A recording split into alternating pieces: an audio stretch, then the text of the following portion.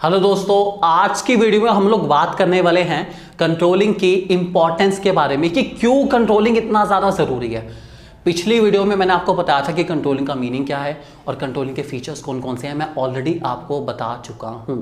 अगर आपने अब तक वो वीडियो नहीं देखी तो भाई प्लीज़ जाके वो वाली वीडियो पहले देख लो, ताकि आपके लिए कंट्रोलिंग का मीनिंग और कंट्रोलिंग के फीचर्स बिल्कुल क्लियर हो जाएं और आप कंट्रोलिंग की इंपॉर्टेंस को अपने माइंड में अच्छे से सेट कर पाएं। इसीलिए अगर पिछली वीडियो आपने अब तक नहीं देखी तो प्लीज़ देख लीजिए। दोस्तों, बात करते हैं इस वीडियो की। दोस्तों, कंट्रोलिंग की इंपॉर्टेंस, कंट्रोलिंग क्यों ज़रूरी है, मैं क्यों करता हूं कंट्रोलिंग, मुझे इसके आंसर देने हैं। क्यों कंट्रोलिंग इतनी ज़्यादा ज़रूरी है, वाई। सो दोस्तों, शुरू करते हैं कंट्रोलिंग के बारे में। कंट्रोलिंग की हम लोग बात करेंगे कुछ इंपॉर्टेंस के बारे में। सबसे पहली इंपॉर्टेंस कंट्रोलिंग की दोस्तों आपके सामने आ गई है। पॉइंट का नाम है controlling helps in achieving organisation goals. Simple सी बात है यार, तो बहुत ही सिंपल है। कंट्रोलिंग आपके ऑर्गेनाइजेशन गोल्स को पाने में मदद करेगी। ठीक है, ओके, डन। हर एक फंक्शन और मैनेजमेंट गोल्स पाने में ही तो हेल्प कर रहा है भाई। मेरे कुछ गोल्स हैं इसलिए मैं मैनेजमेंट कर रहा हूँ, मेरे कुछ गोल्स हैं इसलिए मैं मैनेजमेंट के सारे फंक्शंस को परफॉर्म कर रहा हूँ, चाहे वो प्लानिंग है, चाहे वो ऑर्गेनाइजिंग है, चाहे वो स्टाफिंग है, चाहे वो डायरेक्टिंग है, चाहे कंट्रोलिंग है। हर फंक्शन को करने के पीछे कुछ गोल ही तो है मेरे भाई। बिना गोल के मैं कोई काम क्यों करूँगा। अगर आप ये वीडियो देख रहे हैं तो इसके पीछे कुछ गोल है, और वो गोल क्या है? इंपॉर्टेंस ऑफ कंट्रोलिंग को समझना। इसका मतलब कोई भी इंसान कोई भी काम बिना किसी गोल के, बिना किसी ऑब्जेक्टिव के नहीं करता। ऐसी कंट्रोलिंग करने के पीछे भी हमारा कुछ गोल होता है, जो हमारे ऑर्गेनाइजेशन गोल्स है, जिसमें सर्वाइवल, प्रॉफिट, ग्रोथ कुछ भी हो सकता है। ठीक है, ध्यान रखे चलेंगे दोस्तों। एक्सप्लेनेशन में लिखा गया है the controlling function measures progress towards the organisation goals and bring to light indicates corrective action. अगर कोई कमियां रह जाती है तो उसका क्या करेक्टिव एक्शन रहेगा, कैसे मैं उन कमियों को दूर कर सकता हूं। दोस्तों, ये सब का सब भी मैं कंट्रोलिंग में ही डिसाइड करूंगा। ध्यान रखिए चलिए दोस्तों, सिर्फ कमियां निकालनी नहीं है, उन कमियों को दूर भी करना है, और ये बहुत ज़्यादा ज़रूरी है। अगर आपको हमारी वीडियोज़ में भी कुछ कमियां नज़र आती है तो शौक से कमेंट भर दीजिए कमियों से, कोई एतराज़ नहीं है। लेकिन कमियां निकालनी ही नहीं है, सिर्फ हमें यह भी बताइए कि कैसे उन कमियों को दूर कर सकते हैं, और हम लोग डेफिनेटली दूर करेंगे। आपको हम पूरा सेटिस्फैक्शन प्रोवाइड करने की पूरी कोशिश कर रहे हैं, ताकि आपको मिले बेस्ट से बेस्ट नॉलेज सिर्फ आपके अपने यूट्यूब चैनल 1-to-1 क्लासेस पे। दोस्तों, बने रहिए हमारे साथ। दूसरी इंपॉर्टेंस की दोस्तों बात करूं तो बड़ी सिंपल सी लिखी गई है, for evaluating judging accuracy of standard. Controlling आपकी एक्यूरेसी को भी जज करता है कि आपने कितने एक्यूरेटली अपने स्टैंडर्ड्स को सेट करा है। एग्जाम्पल लेके चलते हैं। एग्जाम देकर आए, घर वालों ने पूछा कितने मार्क्स आ जाएंगे। मैंने ऑलरेडी इवेल्युएट कर लिया था कि मेरे कितने कितने नंबर कट सकते हैं, कहाँ कहाँ कट सकते हैं। मैंने आंसर की चेक कर ली, सब कुछ मैंने कर लिया। मुझे पूरा विश्वास है कि मेरे मार्क्स 37 आने चाहिए। ठीक है, और अगर 37 ही आए तो मेरे स्टैंडर्ड बिल्कुल एक्यूरेट थे। इसका मतलब मैं बहुत अच्छे से इवेल्युएट करता हूँ। मैं कोई भी काम बिना सोचा समझे नहीं करूंगा, बिल्कुल भी। मैं हर चीज के पीछे का रीजन आइडेंटिफाई करने के बाद बात करता हूं। अगर मेरे गोल और मेरे अचीवमेंट सेम रहते हैं तो that is judging accuracy of standard. आपको अपने स्टैंडर्ड सेट करने हैं, और अगर आपने एक्यूरेट स्टैंडर्ड सेट करा जो कि आप लोग लगता है आप अचीव कर पाओगे, और आपने उतना ही अचीव करा, it means you are brilliant. आप तो भाई गजब हो, एकदम लाजवाब हो। आप तो पुरुष ही नहीं, महापुरुष हो। ठीक है, so a good control system enables management to verify whether the standard set are accurate or not by careful check on the changes taking place in the organisational environment. भाई अपने टारगेट को बार बार इवेल्युएट करते रहो, check करो कि target में कुछ कमी तो नहीं है, उसके अकॉर्डिंग अपने अचीवमेंट्स को मेजर करके चलो। इसका मतलब है जब आप टारगेट सेट करते हो तो बहुत सोच समझ के सेट करो, और इंश्योर करो कि आप उस टारगेट को अचीव कर पाओ। बेस्ट से बेस्ट एफर्ट करेंगे उस टारगेट को अचीव करने के लिए। तीसरा पॉइंट दोस्तों, making efficient use of resources.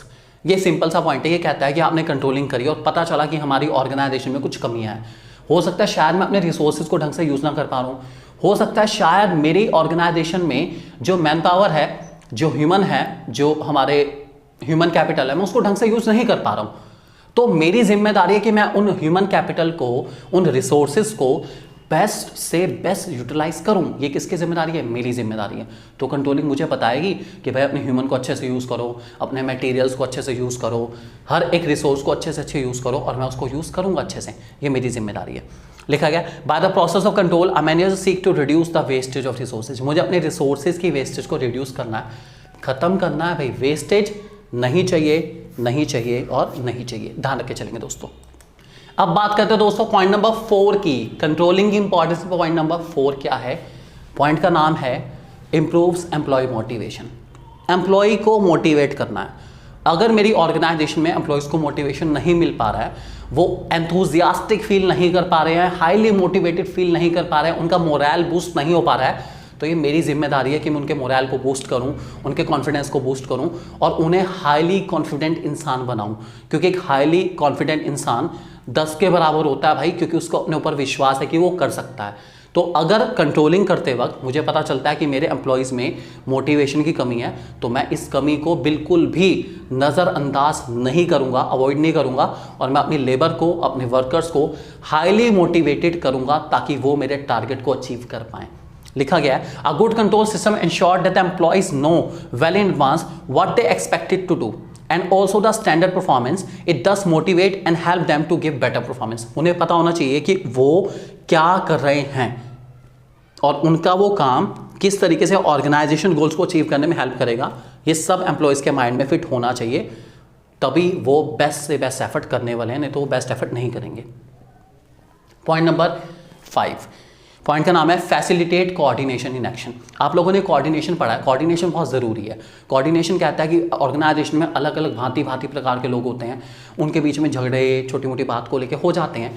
अगर वो सारे एक दूसरे के साथ नहीं चलेंगे और कोऑर्डिनेट करके नहीं चलेंगे, तो मेरी ऑर्गेनाइजेशन कभी भी अपने टारगेट को अचीव नहीं कर पाएगी। एग्जाम्पल लेके चलते हैं दोस्तों। देखिए, ये 5 उंगलियाँ हैं, ठीक है, 4 उंगलियाँ और 1 अंगूठा है, सब लोग जानते हैं, ठीक है, माय मिस्टेक। 1 उंगली की पावर ज़्यादा नहीं हो सकती, 2 की भी ज़्यादा नहीं हो सकती, 3 की भी ज़्यादा नहीं हो सकती, 4 की भी ज़्यादा नहीं हो सकती, और इस अंगूठे की पावर भी कुछ नहीं हो सकती, ठीक है।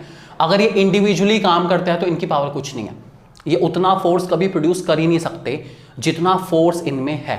लेकिन अगर ये 5 मिल जाते हैं और एक बंद मुट्ठी बना लेते हैं तो इनकी पावर बहुत ज़्यादा है। So this is called coordination. यही कोऑर्डिनेशन की पावर है कि 5 को मिलाओ और उसके बाद देखो कितनी पावर प्रोड्यूस होती है। एक एक इंसान की पावर उतनी नहीं हो सकती जितनी ग्रुप की पावर हो सकती है। तो आपको उन सबको कोऑर्डिनेट करना है, उन अलग अलग लोगों को मिलाना है, और अगर सब मिल जाते हैं तो आपकी ऑर्गेनाइजेशन गोल्स को अचीव करने से कोई नहीं रोक सकता। दोस्तों, पूरा विश्वास रखिए। अगला पॉइंट हमारा आता है जिसका नाम है इंश्योरिंग ऑर्डर एंड डिसिप्लिन। अगर मुझे पता चला कि मेरी ऑर्गेनाइजेशन में डिसिप्लिन नहीं है बिल्कुल भी, ऑर्गेनाइजेशन अपने गोल्स इसलिए अचीव नहीं कर पा रहे क्योंकि वर्कर्स में बहुत ज़्यादा लीनियंसी है, वर्कर्स अपनी मर्जी से आ रहे हैं, अपनी मर्जी से जा रहे हैं, जो काम करना चाह रहा है वो काम कर रहा है, जो काम करना नहीं चाह रहा वो काम नहीं कर रहा है। अगर ऐसा माहौल क्रिएट हो रखा है तो भाई मुझे तो डिसिप्लिन मेंटेन करना पड़ेगा, क्योंकि ऐसी ऑर्गेनाइजेशन में किसी का भला नहीं हो सकता। जहाँ पर भी एम्प्लॉयज़ को हद से ज़्यादा फ्रीडम होगी काम करने की, वहाँ हमेशा हमेशा हमेशा प्रॉब्लम क्रिएट होती है। फ्रीडम दो, लेकिन up to a certain limit, और अच्छे सुपरविजन में फ्रीडम देके चलो, ठीक है दोस्तों। तो ये है हमारी कंट्रोलिंग के 6 इंपॉर्टेंस। आप लोग इसको बहुत अच्छे से याद करेंगे, काफ़ी इंपॉर्टेंट टॉपिक दोस्तों। Thank you very much.